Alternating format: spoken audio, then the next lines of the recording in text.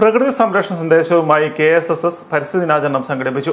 ദിനാചരണത്തിന്റെ ഉദ്ഘാടനം തെല്ലകം ചൈതന്യയിൽ Ettumanoor municipality chairperson Lovely George നിർവഹിച്ചു.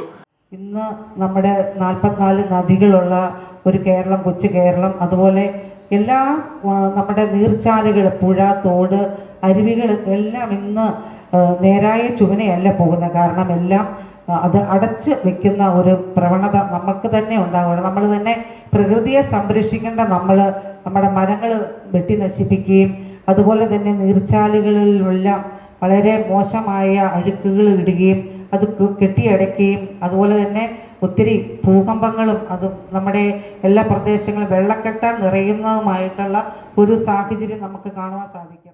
ആതിരമ്പുഴ ഗ്രാമപഞ്ചായത്ത് പ്രസിഡന്റ് ജോസ് അമ്പലക്കുളം അധ്യക്ഷനായിരുന്നു. KSSS executive director father Sunil Perumanoor, coordinator Bessy Jose എന്നിവർ പ്രസംഗിച്ചു. പരിസ്ഥിതി സംരക്ഷണ ബോധവൽക്കരണ സെമിനാറിന് ഹോർട്ടിക്കൾച്ചറൽ മിഷൻ കോട്ടയം ജില്ലാ ഡെപ്യൂട്ടി ഡയറക്ടർ ഷെർലി സക്രിയാസ് നേതൃത്വം നൽകി. ഫലവൃക്ഷ തൈകളുടെ വിതരണവും നടന്നു.